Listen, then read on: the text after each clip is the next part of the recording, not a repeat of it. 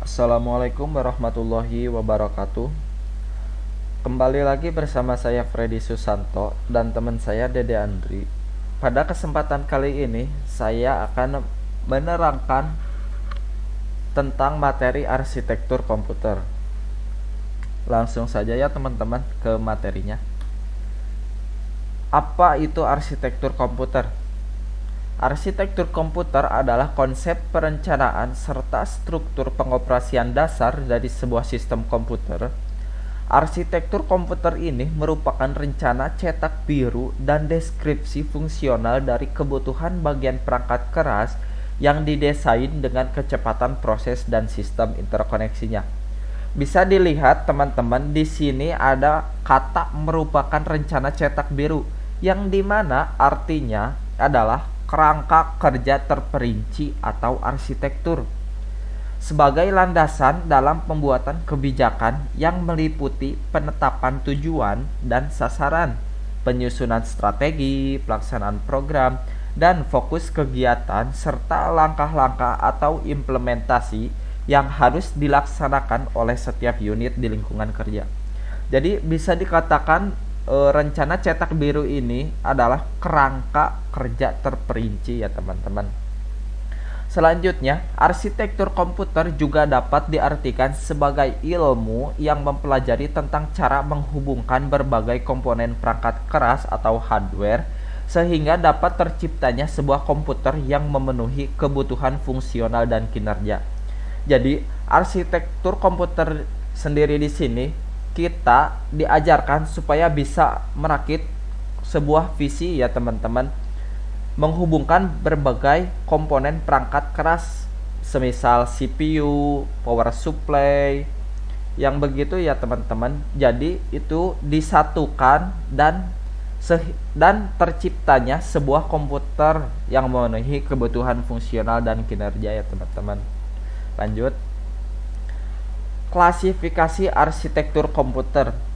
Di sini ada dua klasifikasi arsitektur komputer. Yang pertama, klasifikasi komputer menurut von Neumann. Yang kedua, klasifikasi komputer menurut Flynn. Nah, klasifikasi komputer menurut von Neumann di sini memiliki 4 kriteria ya teman-teman. Yang pertama, memiliki hardware dasar yaitu CPU, memori dan input-output sistem. Yang kedua, komputer merupakan storage program. Merupakan komputer storage program, sistem memori utama menyimpan program yang mengontrol operasinya dan dapat merubah programnya sendiri untuk menambah atau mengurangi data lain yang ada di dalam memori. Terus, bisa menjalankan instruksi secara berurutan atau secara teratur ya teman-teman. Yang keempat, memiliki jalur atau bus yang letaknya di antara memori dan CPU, atau memiliki setidaknya satu pad antara sistem memori utama dan unit kontrol CPU ya teman-teman. Selanjutnya, klasifikasi komputer menurut Flynn. Di sini ada 3 kriteria menurut Flynn. Yang pertama, jumlah prosesor yang digunakan. Yang kedua, struktur memori. Yang ketiga, jumlah program yang bisa dijalankan. Itu klasifikasi arsitektur komputer menurut 2 klasifikasi ya teman-teman. Yang selanjutnya, jenis arsitektur komputer. Di sini yang pertama ada SISD atau Single Instruction Single Data, merupakan satu-satunya arsitektur von Neumann karena pada model ini hanya digunakan satu prosesor saja atau dikenal sebagai model komputasi tunggal.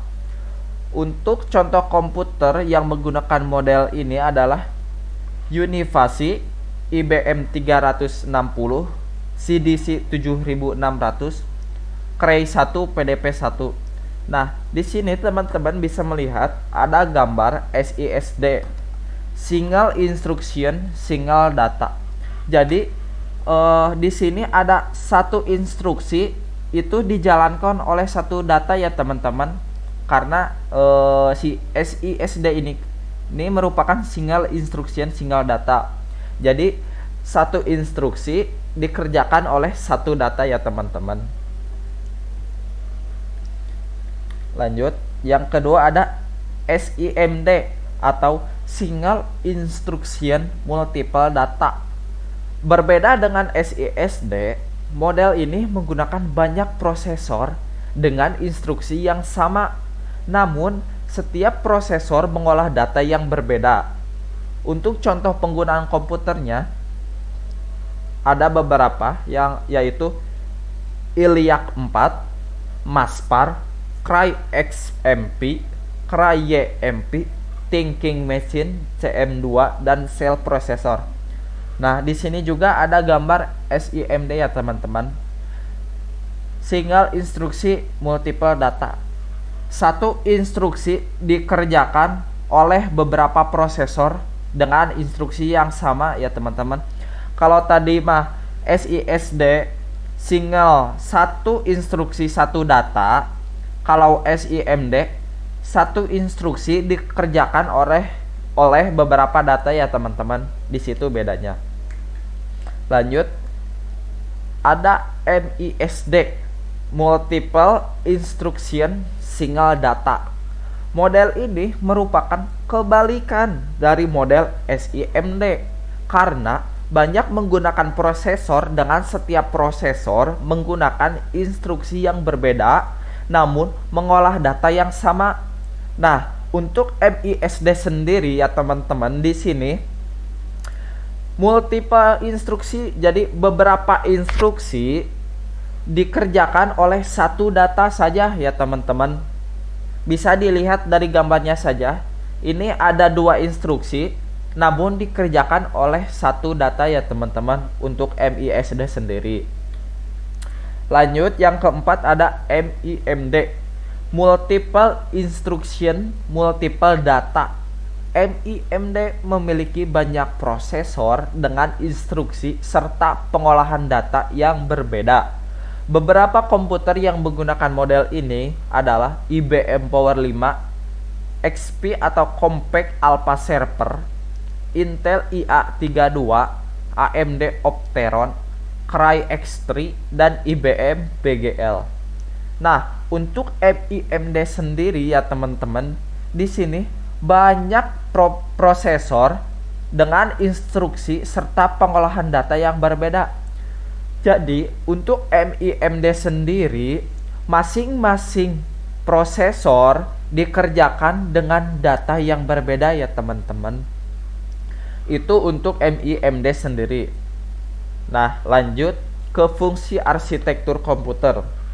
Apa sih fungsi arsitektur komputer itu?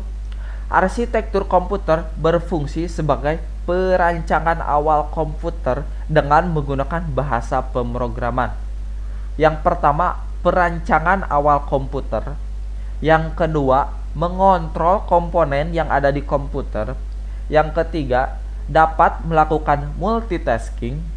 Yang keempat, memastikan komponen komputer berjalan lancar. Yang kelima, memberikan gambaran aplikasi yang dibuat programmer. Jadi, fungsi arsitektur komputer sendiri di sini, kita tidak hanya bisa merakit ya teman-teman, namun kita juga bisa mengontrol komponen yang ada di komputer serta memastikan komponen komputer tersebut berjalan dengan lancar ya teman-teman. Kalau sudah lancar, terus komponen komputer berjalan dengan baik, maka si CPU dapat digunakan oleh teman-teman ya. Lanjut, struktur. Nah, ini ada gambar ya teman-teman untuk struktur arsitektur komputer. Yang pertama ada input atau masuk, CPU processing. Sebelum keluar, si instruksi atau data disimpan di memori ya teman-teman sebelum dikeluarkan output atau keluaran. Jadi begitu data masuk input diproses oleh CPU. Nah, sebelum dikeluarkan oleh CPU, si data tersebut disimpan terlebih dahulu kepada memori ya teman-teman. Selanjutnya dikeluarkan begitu. Lanjut. Konsep kerja pengolahan data di CPU. Sebelumnya kita harus tahu apa sih data itu. Dari segi bahasa, data ini diambil dari kata datum, yang dalam bahasa Romawi memiliki arti sebagai sesuatu yang diberikan. Nah, di bawah ini merupakan pengolahan data dalam komputer ya teman-teman.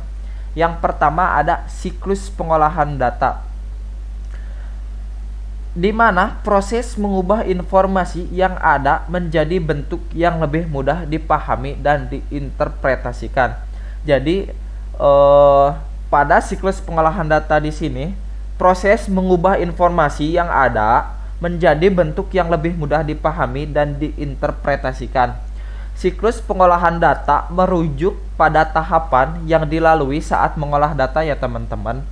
Pengolahan data dengan menggunakan komputer disebut dengan istilah EDP atau Electronic Data Processing.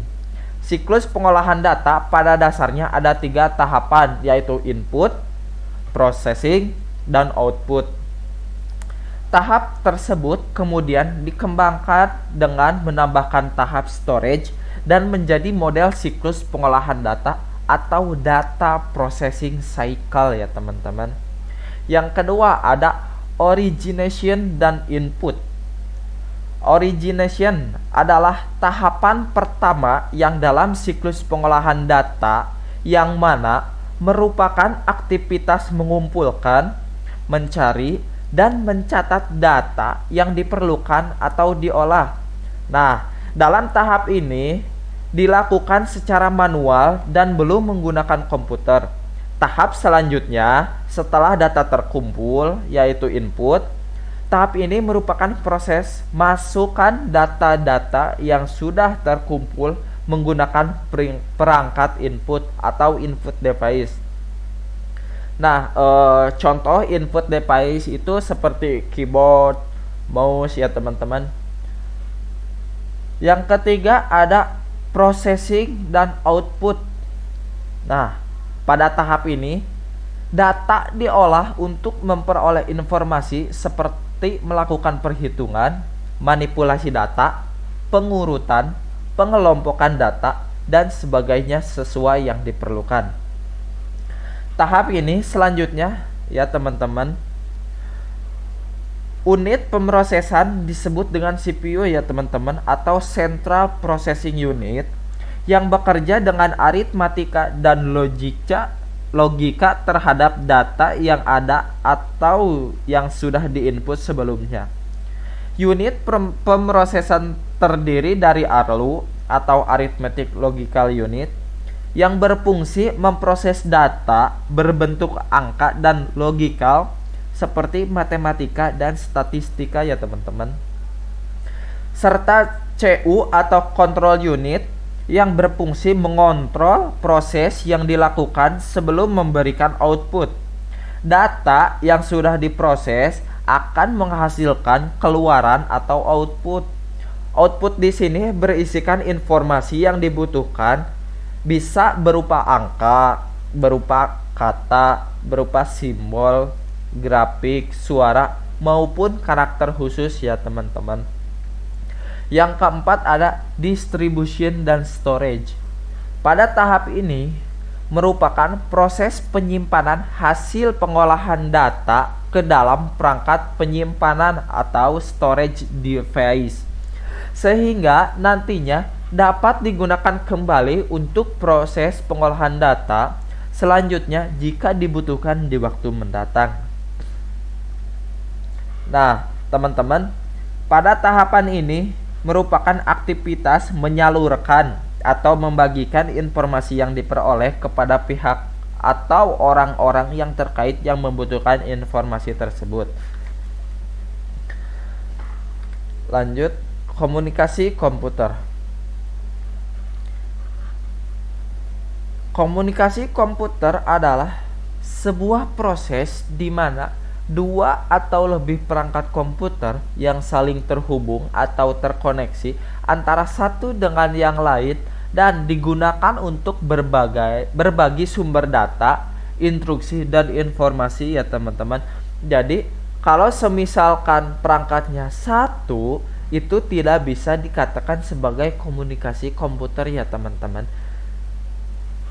Untuk dikatakan sebagai komunikasi komputer, minimal harus ada 2 atau lebih perangkat komputer yang saling terhubung ya teman-teman. Lanjut. Nah, di sini ada komunikasi digital dan analog. Yang pertama, sinyal analog adalah pancaran gelombang listrik yang berkesinambungan. Sedangkan sinyal digital terdiri dari getaran listrik individual yang merepresentasikan grup-grup bit yang disatukan membentuk bait. Nah, komputer hanya memproses data dalam bentuk digital ya teman-teman. Sebuah alat untuk mengubah sinyal analog menjadi digital atau sebaliknya itu disebut dengan modem ya teman-teman, atau modulator demodulator. Nah, komunikasi digital dan komunikasi analog ya teman-teman ini teh.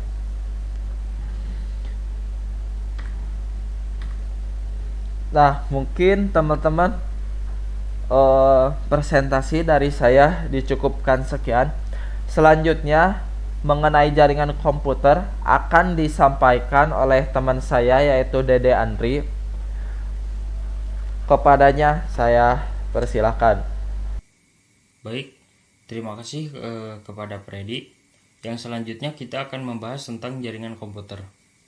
Apa itu jaringan komputer? Jaringan komputer adalah sebuah kumpulan dari komputer-komputer atau peralatan-peralatan yang terhubung bersama dalam sebuah perangkat komunikasi dan media transmisi.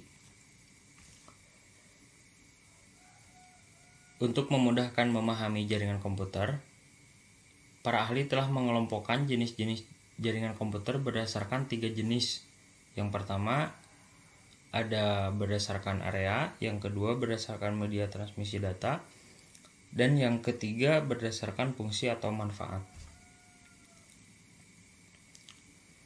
Nah, untuk berdasarkan area ini, dia dikelompokkan lagi menjadi 3 bagian. Yang pertama ada LAN, yang kedua ada MAN, dan yang ketiga ada WAN. Nah, untuk si LAN ini atau Local Area Network adalah sebuah jaringan yang menghubungkan komputer-komputer atau perangkat-perangkat dalam sebuah area seperti rumah, kantor, laboratorium, atau gedung-gedung yang berdekatan. Masing-masing komputer atau perangkat di dalam jaringan LAN itu bisa disebut dengan node. Terus yang kedua ada MAN. MAN ini adalah koneksi jaringan berkecepatan tinggi yang menghubungkan jaringan lokal di dalam sebuah area kota metropolitan. Dan di dalam MAN biasanya terdapat 1 atau lebih LAN. Jadi untuk si MAN ini jangkauannya lebih luas lagi ya daripada si LAN yang tadi. Kalau si MAN ini bisa menghubungkan dalam satu kota. Nah, yang selanjutnya itu ada WAN. Adalah sebuah jaringan yang menaungi area geografis yang luas seperti kota, negara maupun seluruh dunia. Menggunakan saluran komunikasi yang menggunakan banyak kombinasi jenis media seperti telepon, kabel maupun gelombang radio. Jadi untuk si WAN ini jaringannya lebih luas lagi dibanding dengan MAN dan LAN yang tadi. Ini bisa mencakup di berbagai negara-negara ya. Jadi kalau misalkan teman-teman punya kantor di Indonesia dan punya cabang di Jepang misalkan, atau di Thailand atau dimanapun, di negara manapun, itu bisa dihubungkan jaringannya ya menggunakan si WAN ini. Nah, terus yang selanjutnya itu ada topologi jaringan. Nah, untuk topologi jaringan ini, yang pertama ada topologi bus. Topologi bus ini terdiri dari sebuah kabel sentral yang dimana menjadi tempat terhubungnya semua komputer dan perangkat. Jadi bus di sini fisiknya adalah sebuah kabel yang menjadi penghubung komputer-komputer dan perangkat lainnya. Bus mengirim data, instruksi, dan informasi secara dua arah ya. Topologi ini banyak dipakai di dalam LAN dikarenakan mudah instalasi dan harganya juga yang dikeluarkan itu tidak begitu mahal ya. Untuk salah satu keuntungan topologi ini adalah komputer dan perangkat yang berada dalam jalur bus bisa dicopot dan dipasang tanpa mengganggu alur komunikasi data. Sedangkan yang menjadi masalahnya adalah topologi ini sangat bergantung kepada bus yang tadi ya. Jadi terjadi kerusakan pada bus, maka seluruh jaringan akan terganggu. Yang selanjutnya ada topologi ring atau cincin. Seperti hampir mirip ya dengan topologi yang bus tadi, cuman bedanya yang bus tadi berbentuk linear atau garis lurus. Nah, untuk topologi cincin ini seperti halnya cincin ya. Jadi berbentuk lingkaran.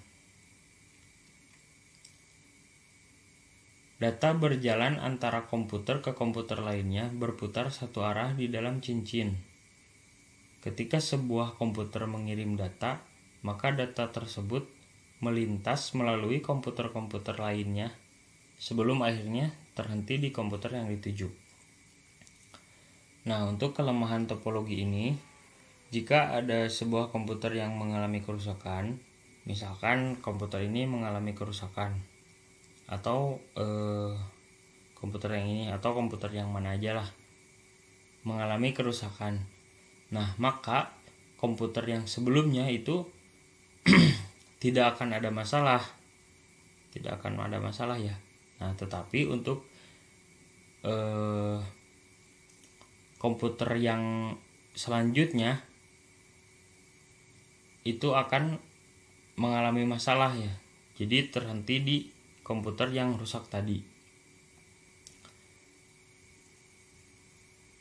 Terus yang ketiga itu ada topologi star atau topologi bintang.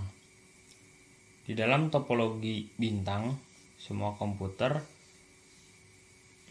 dan perangkat di dalam jaringan terhubung ke sebuah perangkat sentral yang mana membentuk sebuah formasi bintang. Perangkat sentral ini menyediakan sebuah titik penghubung untuk node-node di dalam jaringan. Titik penghubungnya biasanya dinamakan hub ya. Topologi ini juga mudah untuk diinstal. Perangkat bisa dipasang lepas tanpa mengganggu jalur komunikasi jaringan. Jika sebuah perangkat mengalami kerusakan, maka cuma perangkat tersebut yang akan mengalami masalah. Sementara untuk perangkat-perangkat yang lainnya akan terus beroperasi secara normal. Topologi yang menghubungkan susunan topologi bus dan bintang disebut dengan topologi tree.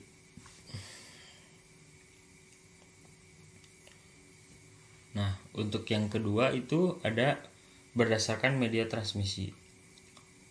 Untuk media transmisi dibagi menjadi dua. Yang pertama itu ada wired network dan yang kedua ada wireless network.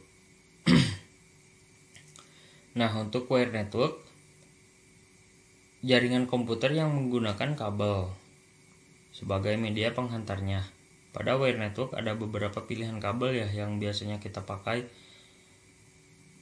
Yang pertama ada koaksial, yang kedua ada twisted pair, yang ketiga ada twinaxial, dan yang keempat ada fiber optik. Nah, mungkin untuk zaman yang sekarang ya, yang sudah modern, itu biasanya kita memakai dua kabel ini ya, UTP dan STP, terus ada fiber optik. Jadi untuk fiber optik ini sebuah kabel yang di dalamnya itu bukan seperti lagi ya, tapi dia terbuat dari kaca gitu. Jadi akan sangat cepat untuk mengirimkan sebuah data ya. Terus yang kedua ada wireless network.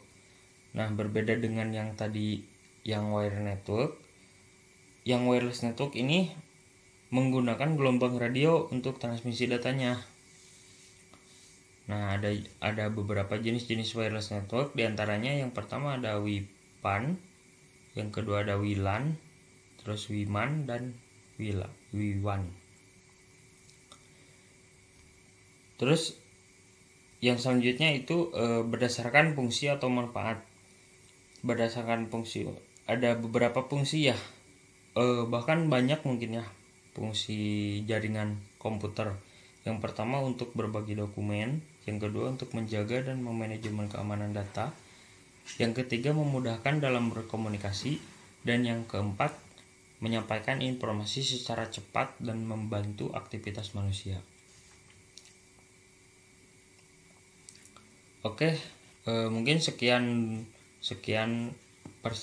presentasi dari kami. Mohon maaf apabila banyak kesalahan, dan teman-teman juga bisa mengoreksi apabila presentasi kami banyak yang salah ya menurut teman-teman. Mudah-mudahan presentasi kami bermanfaat, khususnya untuk diri saya pribadi, umumnya untuk teman-teman. Sekian, terima kasih atas perhatiannya. Wassalamualaikum warahmatullahi wabarakatuh.